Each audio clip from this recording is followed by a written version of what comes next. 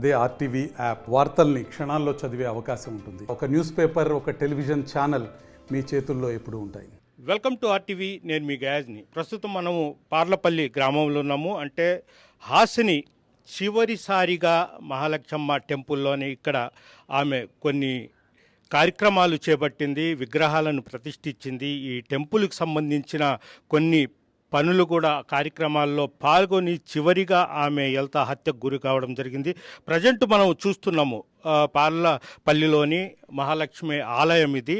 ఆమె అంటే ప్రస్తుతం మనం చూసే ఈ చిన్న ఆలయంలో అంటే ఆమె గ్రామంలో కొంతకాలం ఇక్కడే వాళ్ళ తల్లిదండ్రులు ఉన్నారు. వాళ్ళ తల్లిదండ్రులు ఇక్కడి నుంచి వెళ్ళిపోయిన తర్వాత అప్పుడప్పుడు ఈ గ్రామానికి వస్తా పోతూ బాగా పరిచయం కాబట్టి తన స్వగ్రామంలో ఏదో ఒకటి చెయ్యాలి అనే ఉద్దేశంతోనే ఈ గ్రామంలో ఒక చిన్న గుడి ఉంది.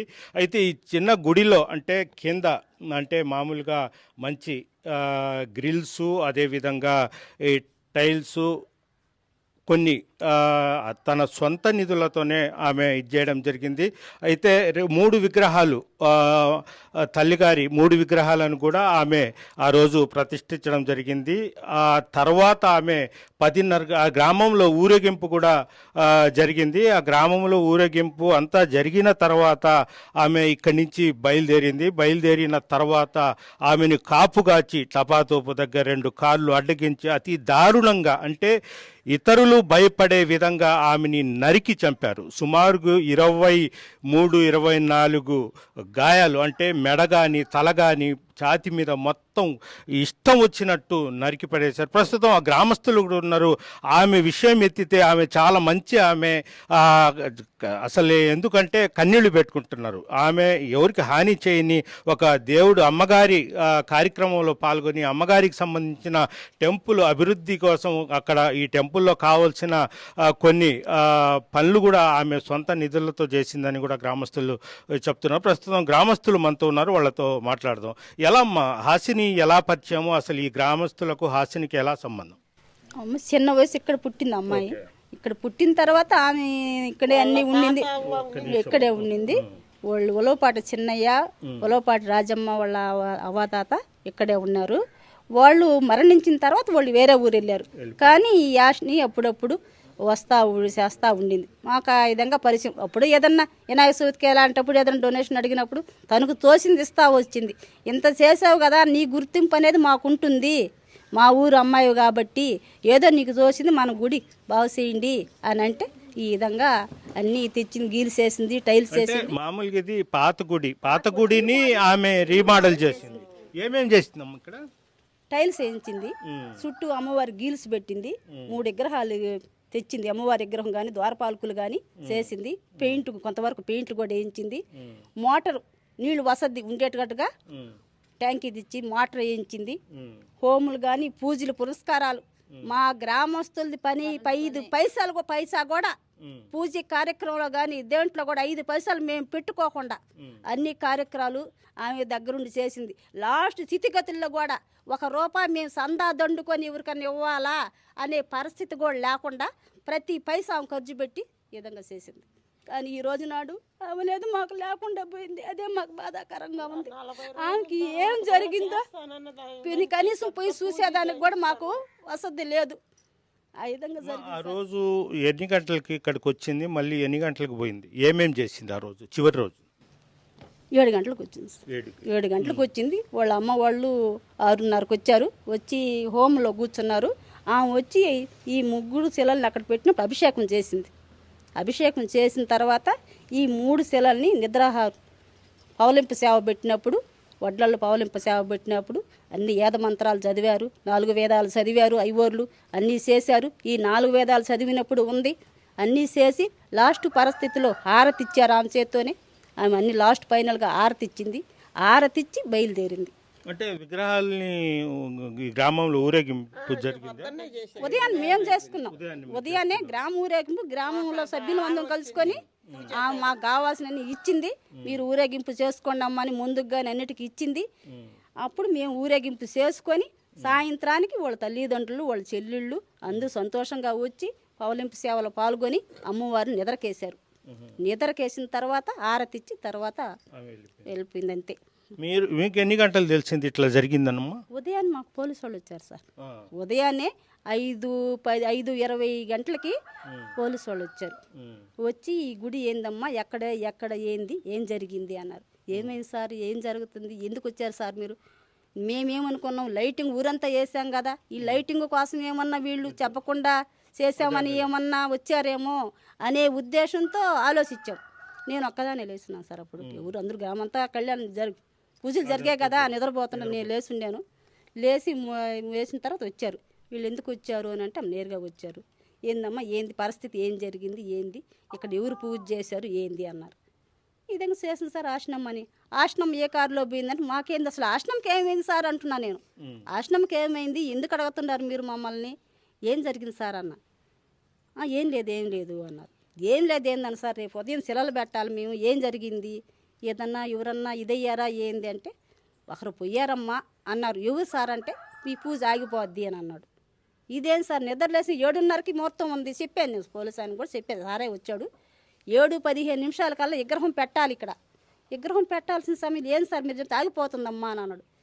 అప్పుడు నేను వెళ్ళి అందరికి కంగారు పడిపోయి అందరూ చెప్పా, ఏందమ్మా ఈ విధంగా జరిగిందంటే అసలు ఏం జరిగిందో ఏందో అని అంటే వాళ్ళు చెప్పట్లేదు, ఎండబడలేక మీకే తెలుసద్ది అన్నారు అని పేరు కూడా చెప్పలా. కానీ ఆశ్రమం ఏ కారులో పోయింది అనే వార్త వరకే చెప్పారు. ఇప్పుడు టోటల్ మీద ఆపేశారమ్మా, ఈ విగ్రహ ప్రతిష్ఠ ఆపేశారు. కార్యక్రమే ఆగలేదు సార్. కార్యక్రమం అనేది ఆపల.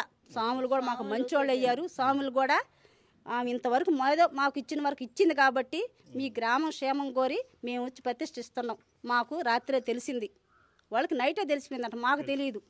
అంటే వాళ్ళల్లో ఒక ఆమె ఇజ్రాయిల్, వాళ్ళల్లో మాకు ఈ పూజా కార్యక్రమం జరిపిందంటే ఇజ్రాయిల్, ఆమెది గూడూరు.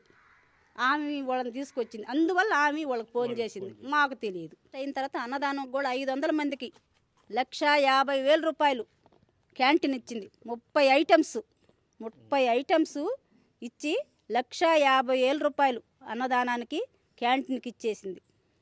శిలాప్రతిష్ఠ అయిన తర్వాత అందరికీ అన్నదానం జరుపుకోండి. ఆ అన్నదానం జరిపేదానికి కూడా ఆమె లేకుండా పోయింది. కానీ ఆర్డర్ ఇచ్చేసింది కాబట్టి వాళ్ళు చేశారు కాబట్టి తెచ్చేశారు. తెల్లవాదులు తిన్నవాళ్ళు తిన్నారు, లేకుంటే లేదు, బాధపడతా ఉంటారు కదా. ఇంట్లో ఎవరు కూడా మా గ్రామంలో కుండబెట్టి వండిన వాళ్ళే లేరు. ఈ బాధాహారానికి, ఈమె తెచ్చిన భోజనాలకి, పిల్లలకి పెద్దలకి ఇంక అయ్యే. ఇప్పుడు కూడా క్యాంటీన్ సామాన్ కట్టనే ఉంది, ఇంకా పంపిలాం మేము. నిద్ర లేసి కూడా తలా కాసేదంటుంటే ఇచ్చేసాం, కూరల బారలు కూడా ఇచ్చేసాము. ఈ విధంగా మాకు అన్నదానం కూడా ఆమెకి సంతర్పణలాగా మేము అమ్మవారి కార్యక్రమం చేసాము అనుకోవట్లా. అమ్మవారికి అన్నదానం చేసింది అనుకోలే, ఆమె చనిపోయిన సందర్భం చిన్నదనం చేసినట్టే మాకు అనిపిస్తుంది. కానీ అమ్మవారి అన్నదానం మేము తింటున్నాం అనే సంతోషం మా హృదయాలలో ఎవరికి లేదు. ఆ విధంగా జరిగింది. చేతికి కట్టి పొలిమేరలు దాటవద్దని స్వామి చెప్పాడు, కంకణం కట్టిన తర్వాత పొలిమేరు దాటకూడదు అని అన్నారు. అన్న తర్వాత ఏం లేదులాంటి అలాంటి ఏం ఉండదు అని చెప్పి ఆమె బయలుదేరింది.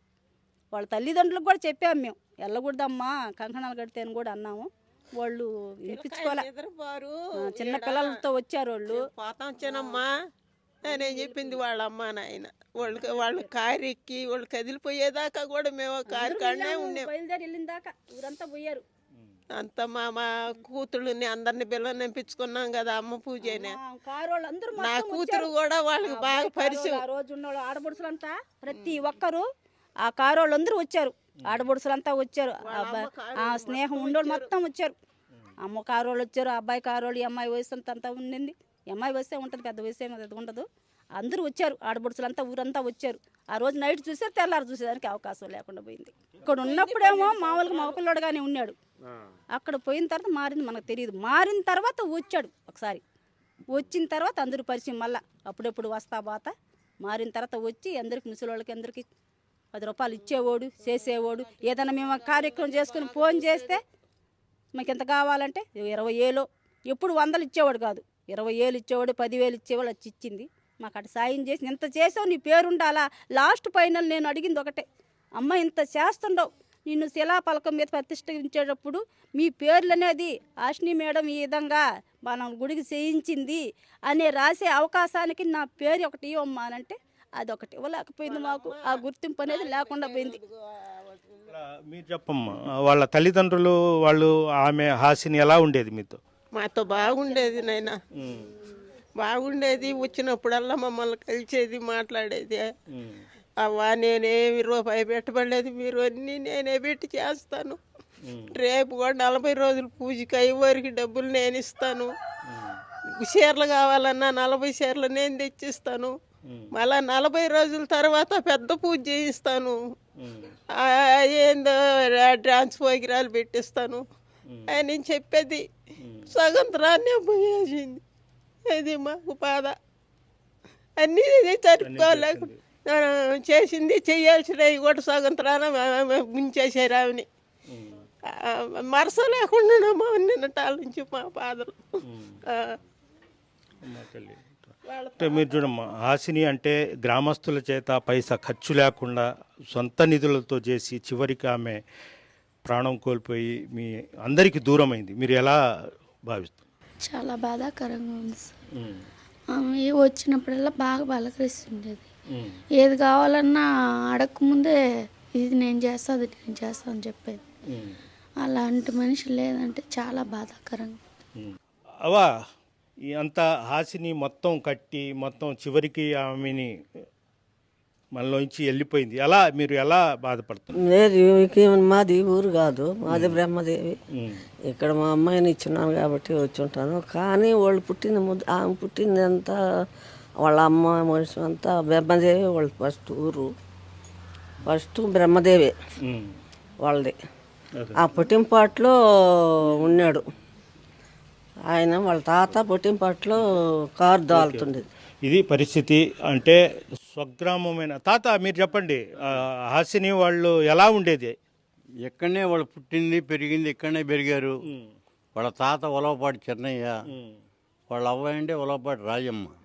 ఇక్కడనే పుట్టి ఇక్కడనే పెరిగారు. ఇక్కడి నుంచి తర్వాత కొద్ది రోజులకి వెళ్ళిపోయారు. ఆ చోటు కూడా అమ్మేశారు. ఆ చోటు కూడా ఇప్పుడు వాళ్ళు వెళ్ళిపోయిన తర్వాత ఈ గ్రామం మీద ఉన్న ప్రేమతో ఆమె సొంత నిధులు చేసింది. చివరికి ఆమె లేకుండా పోయింది. ఏమనుకుంటున్నారు? ఏమనుకోండి, అన్యాయంగా చంపేశారు ఆమెని. మరవలేకున్నాం సార్ మేము. వచ్చినప్పుడల్లా మాకు ఆవుపడిపోతూ ఉండేది, అన్నీ చేసేది ఆమె. ఇది అంటే ఆ రోజు హాసిని వచ్చి ఇక్కడ హోమాలు అంటే వాళ్ళ తల్లిదండ్రులు మొత్తం ఇక్కడే హోమాలు కూడా జరిగాయి. రాత్రి 10 గంటల వరకు ఈమె హోమాలు కూడా చేయడం జరిగింది. అయితే విగ్రహాలను గ్రామం మొత్తం ఊరేగింపు అయిన తర్వాత ఇక్కడ హోమాలు కూడా జరిగాయి. హాసిని ఆ రోజు ఉదయం 7 గంటలకే ఇక్కడికి చేరిపోవడం జరిగింది. అయితే గత 2 నెలల నుంచి ఆమె ఈ టెంపుల్కి సంబంధించిన పెయింట్స్ కానీ అదేవిధంగా గ్రిల్స్ కానీ విగ్రహాలు అన్ని ఏర్పాట్లు పూర్తి చేసింది. అదేవిధంగా మళ్ళీ ఒక 40 రోజులకి ఇక్కడ ఒక పెద్ద కార్యక్రమం కూడా తానే చేస్తానని కూడా గ్రామస్తులకు హామీ ఇచ్చింది.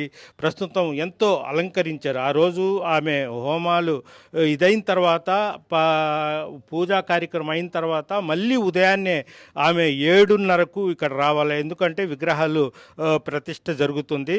ఆ కార్యక్రమానికి హాజరు కావాల్సి ఉంది. అయితే ఆమె ఇంతలోనే అతి దారుణంగా హత్యకు గురి కాబడింది.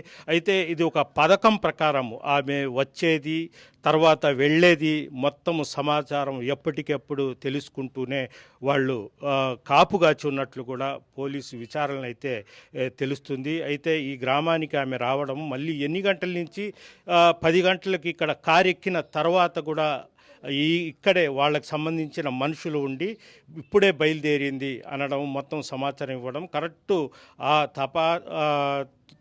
బ్రిడ్జి దగ్గరికి వెళ్ళేటప్పటికి 2 కార్లు అడ్డం పెట్టి అందులోంచి సుమారు ఒక 6-7 మంది గొడ్డెళ్ళు వేట కొడవళ్లతో అతి దారుణంగా నరికి చంపారు. అయితే ఈ గ్రామంలో ఆమె చేసిన పుణ్య కార్యక్రమాలు కావచ్చు, ఒక పెద్ద ఆలయము మహాలక్ష్మి తల్లి ఆలయము నిర్మించడం, పూజలు చేయడము, మళ్ళీ ఒక 40 రోజులకు పెద్ద కార్యక్రమం చేపడతామని చెప్పడము, ప్రతి ఇంట్లో ఆమె పరిచయము. అంటే ఈరోజు ఆమె లేకపోవడము గ్రామస్తులు మొత్తము కంటతడి పెట్టాల్సిన పరిస్థితి ఏర్పడుతుంది. కనీసము ఈ గ్రామస్తులు మా చేతి నుంచి ఒక పైసా కూడా ఖర్చు పెట్టనీయకుండా ఆలయానికి సొంత నిధులే ఆమె ఖర్చు పెట్టింది అయ్యా అంటూ కూడా చాలామంది వృద్ధులు కావచ్చు, మహిళలు కావచ్చు, పెద్దలు, ఈ గ్రామస్తులు మొత్తము కంటదడి పెడుతున్నారు. అయితే ఈ ఘటన వాళ్ళు అసలు ఇది అబద్ధమా నిజమా అని కూడా వాళ్ళు నమ్మలేని పరిస్థితిలో ఉన్నారు. మొత్తం మీద ఒక మంచి